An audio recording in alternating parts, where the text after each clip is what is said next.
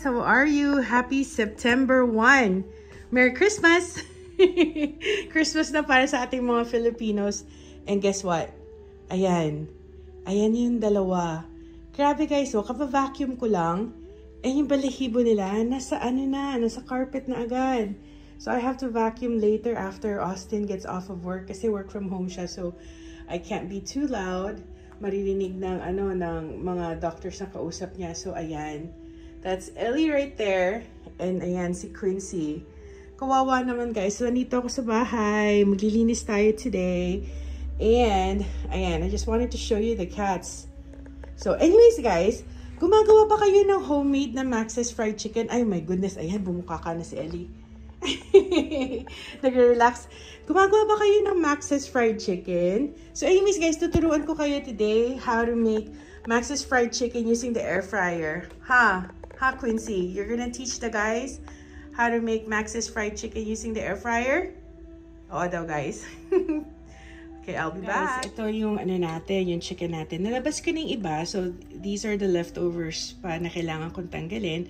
So, ayan. So, binaba natin siya sa, of course, water na may onions, garlic, black pepper, and bay leaves para yung matanggal yung, yung smell niya.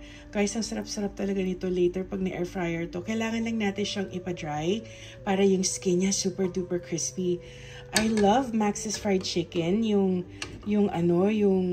think mostly yung style nila in the 80s kasi ngayon pag pumunta ako sa Philippines, pinag-try ako ng Max, it doesn't smell or taste the way it used to be in the 80s. So anyways guys, ayan, tanggalin natin siya. Ayan. Yung Max's dito, nasa LA na lang siya, wala na siya sa Orange. Before sa siya, nasa Cerrito siya. I think Norwalk, which is malapit sa Orange County, pero ngayon talaga you have to go to LA. So ayan guys. Ayan na yung chicken natin.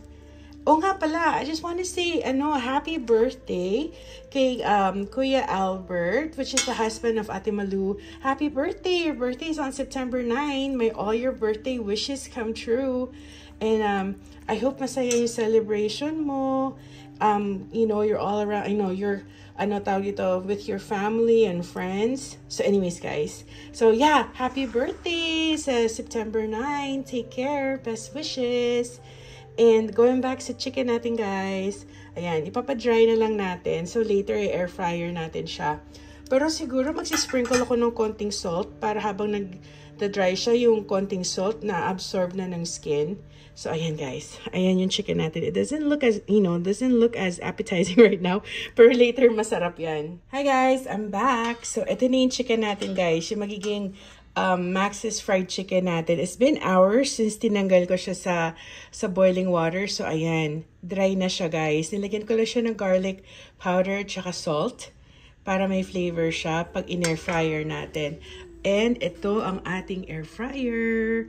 So ayan, ilagay na natin. The air fryer is not that big. So makakalagay lang tayo siguro mga 5. Hindi ko na siya lalagyan ng parang paper. Kasi para yung fat niya mahulog na sa baba, hindi sasaluhin ng paper. So ayan guys. Ayan, nalagay na natin yung chicken dyan. Ayan, ang daming skin. Excited ako sa skin guys. Mamaya, pag nakita nyo na to, ang ganda-ganda na ng balat nito mamaya. Very, very crispy. Kasi ilang beses ko na to guys nagawa. Siguro mga around like 7 times na tinaray ko gawin yung parang Max's fried chicken. Pero using the air fryer. So, ayan guys. Separate lang natin. So, it's there. Ito tomorrow ko na ito lutuin for Austin's lunch. So, tagay natin.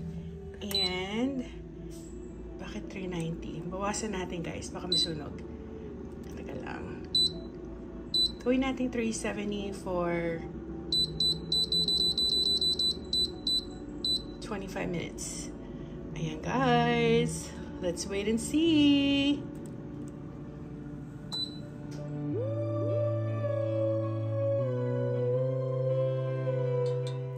So, ayan na guys. Ayan na yung ating Max's air fryer chicken.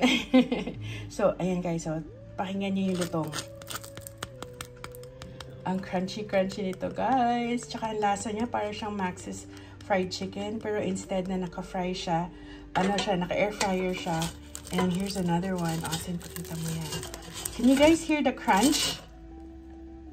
Ang crunchy-crunchy niya, guys, oh. Ooh, yummy. Kailangan natin ng banana ketchup dito.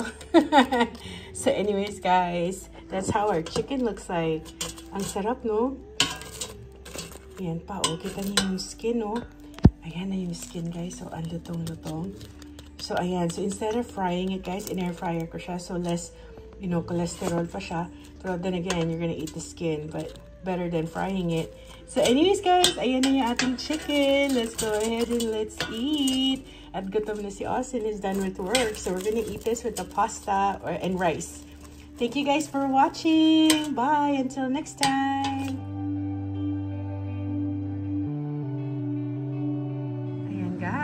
Austin's gonna have chicken and yung tomato pesto for dinner na pasta. Ayan. Ayan na yung chicken niya with ginger fry. And yung pasta na, I made a video of this one. Masarap talaga to, guys. Ano siya, oil-based. So, ayan. Of course, kakain niya si Austin ng rice. Austin, i-try mo muna yung ano, yung chicken.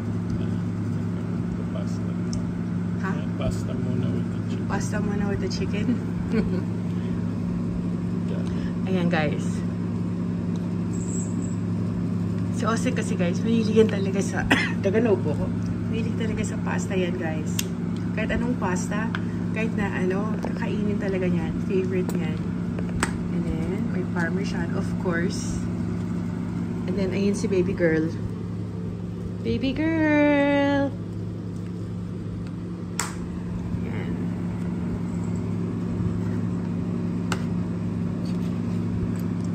Yung chicken muna. Ang ating Max's air fryer chicken. Hindi siya fried chicken, guys, kasi hindi ko naman na-fry eh. How is it? Sarap, no? Ay, yung kamay mo. Yung kamay mo nakaharang. And the pasta. Ayan, guys, so sarap. It's so crunchy. I can't wait to eat it. And favorite ni Austin tong pasta na to kasi I always make this for him eh. Binabaon niya rin yan with garlic bread and then chicken. Pasta. Delicious as usual. So anyways, guys, that's it. I just wanted to get Austin's reaction, which is, alam naman, di naman talaga ma-react yan. So, ayan, guys. So let's eat. Thank you very much for watching. Until next time. Ayan, kakain na ako.